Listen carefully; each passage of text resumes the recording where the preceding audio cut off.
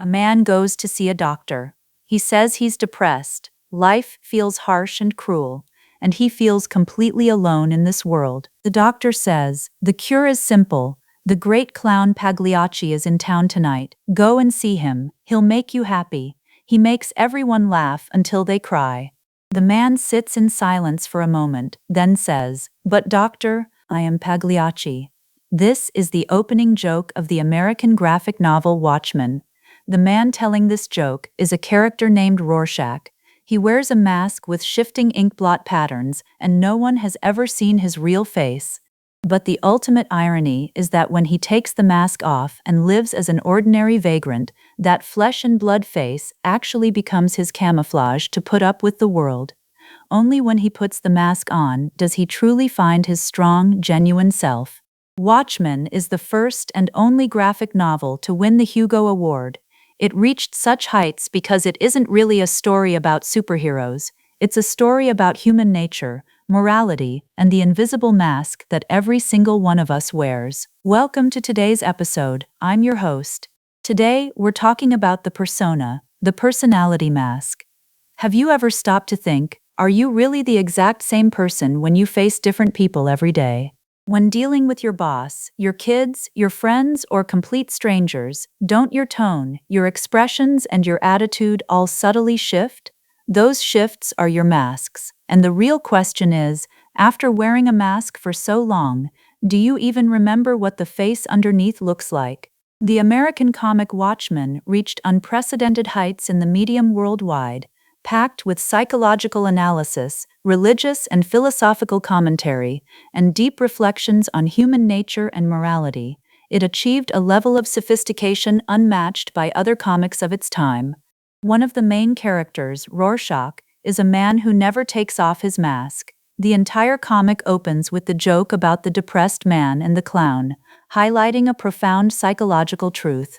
Contemporary psychoanalysis suggests that a huge part of how we shape our image comes from how others perceive us. For instance, if people expect you to be a grounded, stable person, you subconsciously condition yourself to act more grounded and stable to meet those expectations. In turn, you put on a mask, a phenomenon known in psychology as the reinforcement effect. This mask could be a profession, like a doctor, teacher, or politician. It could be a social identity, like being a father, a manager, or a rock music enthusiast. It can even be a broader dynamic. For example, even a timid man might find an unexpected surge of courage in an environment surrounded by women, simply because the group's collective expectations prompt him to don the mask of a strong man. In Watchmen, Rorschach's real identity is Walter Kovacs. In his daily life, he is nothing more than a homeless man wandering the streets, carrying a cardboard sign that reads, "The end is nigh." Even his former comrades pass right by him without recognizing him. Yet, the moment he puts on his mask, he transforms into a crime-fighting hero, agile and fiercely determined. You could say that shifting inkblot mask has become an inseparable part of Walter Kovacs' soul. Critics point out that Rorschach's mask carries a deep metaphorical truth. It represents the idea that a person can only truly find themselves by putting on a mask, and that their real face is actually the illusion. This holds true for everyone in the world. Our everyday faces are constantly faking smiles, politeness, and friendliness just to adapt to social life and get along with others. You put on a show of respect for your boss, even if you are secretly cursing them out as an old dinosaur. You project warmth and affection around children, regardless of whether you actually like kids. These various forms of camouflage become what we call our persona. The primary function of the persona is to help the individual navigate and negotiate with the collective outside world. The word persona itself comes from the Greek word for mask, drawing from the comic and tragic masks worn by actors in classical Greek theater. Every culture has its set of social roles: father, mother, husband, wife, doctor, priest, lawyer. Within a specific culture, these roles carry a set of socially approved and expected behaviors, which often extend to dress code and demeanor. A teacher must look dignified and proper. A priest shouldn't wear eccentric clothing. A lawyer is expected to project an aura of absolute integrity. As the developing ego chooses the roles it wants to play, it integrates them more or less into its primary self-identity, forcing itself to conform to those established textbook archetypes. For example, the more you praise a high-achieving child for being good and obedient, the harder they will try to act polite and well-mannered, even though they might be a completely different person when playing wild with their friends. When persona roles are well coordinated, meaning they accurately reflect the ego's actual capabilities, they are incredibly useful for normal social interaction. A doctor putting on a white coat is psychologically putting on a mask of medical professionalism, which makes them much more confident when performing necessary physical exams. Similarly, a teacher makes sure they look sharp before stepping up to the podium to establish their own instructional mask. A healthy ego can smoothly adopt different personas based on what the situation demands. A warm, empathetic doctor can just as easily step into the role of a wise, supportive father. Conversely, our hidden personality traits are deeply private. They belong to our private self and must be deliberately suppressed. For example, a mild-mannered doctor might secretly despise their patients, but they must maintain a kind persona and offer a warm smile. When exploring the question of whether we possess a true self, some psychologists have noted that most of our actions and behaviors in life are designed to meet the expectations of the majority. We wear masks that blend seamlessly into our surroundings just to survive more comfortably. This is easy to understand. If a teacher wore bizarre clothes, screamed hysterically, and acted completely erratically during class, or if a surgeon burst into manic laughter while swinging a scalpel in the operating room, society would instantly reject them. Therefore, the persona can be seen as a fundamental self-protection mechanism. When a person fails to properly manage their persona, it leads to what psychologists call a dysfunction or maladjustment. There are three distinct types of persona maladjustments that are most apparent. First, an overdeveloped persona. Second, an underdeveloped persona. Third, over-identifying with the persona, to the point where the ego mistakenly confuses itself with its primary social role. An overdeveloped persona floods the personality with an exhausting array of social roles, leaving the individual with an inner emptiness, a feeling that there is no true self left inside. Over time, life starts to feel incredibly draining and meaningless. The Prussian king Frederick the Great is a famous historical example of a monarch who lived his entire life behind a mask. To understand Frederick the Great, we first have to look at his father, Frederick William I, famously known as the Soldier King. He was an aggressive, intensely militaristic ruler. Even though his own coronation cost a meager 2,000 silver coins, he poured 80% of the state's revenue into the military. Through extreme militarism, he forged the Prussian spirit of obedience, obedience, and more obedience. Even on his deathbed, upon hearing a pastor preach that man comes into this world naked and leaves it naked, he struggled up from his pillows to bark, "What do you mean naked? I want to be buried in my uniform." During his reign, while other European courts indulged in extreme luxury, the Prussian royal household lived so frugally that even the queen and foreign ministers sometimes went hungry. Meanwhile, the Prussian army swelled to 85,000 highly disciplined, heavily armed troops. Frederick William I lived for war and military discipline, brutally rejecting all science, history, and culture. He gave strict orders to the young crown prince's tutors to actively encourage him to despise music, theater, and other wasteful pastimes.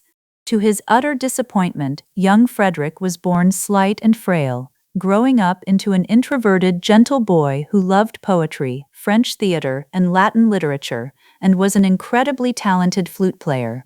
This deep passion for the arts created a massive, violent rift between father and son. Desperate for Frederick to become a warrior king capable of carrying Prussia's future, the father subjected him to a borderline Spartan upbringing. As a child, the prince was routinely beaten and humiliated by the king, leaving him weeping and trembling in his father's presence. Frederick's sister, Wilhelmine, who shared his sensitive nature, frequently witnessed this abuse. She later recalled, "The king could not tolerate my brother. Every time he saw him, he would beat him." Frederick developed a profound terror of him, a fear that remained completely unshakable even well into his adulthood. Frederick once wrote a letter begging his father for understanding. The king's reply, written coldly in the third person, was scathing. "The prince has a willful and wicked disposition. He does not love his father. A son who loves his father does what his father wants, always, instead of being two-faced. He knows full well that I cannot stand an effeminate son who lacks any masculine spirit, yet he cares only for his own amusement and pleasures. This is my final answer." The ultimate blow landed just as Frederick reached adulthood. To escape his father's relentless abuse, Frederick plotted to flee to England to seek asylum with his cousin, King George II. But the plan was compromised. The prince was arrested and thrown into a brutal dungeon. The king ordered a court-martial to try Frederick and his accomplice, Lieutenant Hans Hermann von Katt. The king ultimately sentenced Katt to be beheaded and forced the young prince to watch the execution from his prison window. From that horrific moment on, Frederick changed completely. He began living his life behind a mask. When he ascended the throne, he became exactly the formidable, battle-hardened military commander his father had demanded. During the 7 Years' War, Frederick the Great proved unyielding in the face of disaster. With incredible grit and stubborn resolve, he led the small state of Prussia to stand entirely alone against the combined might of three superpowers, France, Russia, and Austria. The Battle of Rorschach remains a flawless demonstration of Frederick's trademark oblique order tactic. Today, the United States Military Academy at West Point studies it as a classic engagement of that era, featuring a massive-scale model of the battlefield in its military museum. Military historians rank this victory, along with the Battle of Lothar, as the absolute pinnacle of Frederick's strategic genius, drawing parallels to Napoleon's masterpiece at Austerlitz. In the annals of Western military history, Frederick the Great is universally ranked alongside giants like Alexander the Great, Julius Caesar, Hannibal, Gustavus Adolphus, and Napoleon. Napoleon himself later remarked of Frederick, "The more desperate the crisis, the greater he became." That is the highest praise we can offer him. Yet on the flip side, Frederick lived his entire life behind a deeply artificial mask. He believed he could never, and dared never, be the person he actually wanted to be. In an era that fiercely condemned homosexuality, he could never openly mourn his executed love, Lieutenant Katt. He had to permanently lock away his true dreams of being a musician, philosopher, and poet. Instead, he forced himself down the path his father carved out, ruthlessly destroying his enemies, living not for himself, but for the grand destiny of Prussia. Evaluating him as a complete human being is incredibly difficult. As the father of his nation, he was widely idolized, admired by military strategists and even the Russian aristocracy. But as a whole person, his psychological architecture was deeply fractured. Living in perpetual inner torment, Frederick played a role entirely opposite to his true nature for over 40 years, a quiet endurance born of childhood trauma. Yet, he perfectly embodies Friedrich Nietzsche's concept of the Übermensch, a testament to the German cultural ideal of hiding a poet's soul deep inside while maintaining absolute, uncompromising discipline on the surface. Without Frederick's profound capacity for stoic compartmentalization, the psychological fallout would have been catastrophic. We see extreme examples of this in modern times as well. A tragic report out of India detailed a highly accomplished student who, crushed under his parents' relentless expectations, forced himself to live strictly by the mantra, "Always be number one, grow up to be an engineer." Ultimately unable to carry the weight of that suffocating persona, he took his own life. This is a textbook case of an overdeveloped persona utterly consuming the true self. An overdeveloped persona is incredibly common in today's fast-paced society. It's a quiet psychological slow burn that often goes unnoticed, but left unaddressed, it takes a massive toll on mental and physical well-being. That is why it is vital to give yourself permission to step away from the role and just be yourself. On the other hand, an underdeveloped persona leaves an individual incredibly fragile. They are easily wounded by rejection and struggle to maintain boundaries, often losing their sense of self around close relationships. On a practical level, these individuals tend to be profoundly timid and introverted. Put them in front of strangers or unfamiliar environments, and they have no idea what kind of mask to present, leaving them completely paralyzed. They often struggle to adapt to social life, lack a reliable support network, harbor intense social anxiety, and can become fiercely reactionary or volatile with the few people close to them. Even more severe is over-identifying with the persona, where the ego fuses completely with the mask. Once the mask comes off, their sense of self evaporates. Consequently, any threat to their social role is perceived as an existential threat to their entire being. A classic example of this is empty nest syndrome, where parents experience a profound sense of emptiness and irrelevance once their children grow up and move out. This is the direct result of over-identifying with the parent mask, and it happens to both men and women.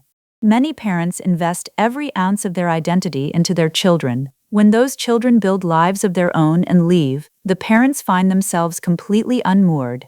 To patch over this crisis, many families hand the grandchildren over to the grandparents to raise, which often creates a whole new cycle of physical exhaustion and overindulgent parenting. Similarly, workaholics who feel utterly lost and aimless the moment they step away from their desks have abused their professional persona. They can only experience a sense of self when locked into their work identity, making them incapable of transitioning into other social roles or cultivating a broader sense of meaning and diverse talents. When you reach this point, mental and physical burnout is inevitable. Ultimately, the persona is a double-edged sword in our social lives. A well-adjusted person must know how to effectively manage their masks, but more importantly, they must know how to take them off.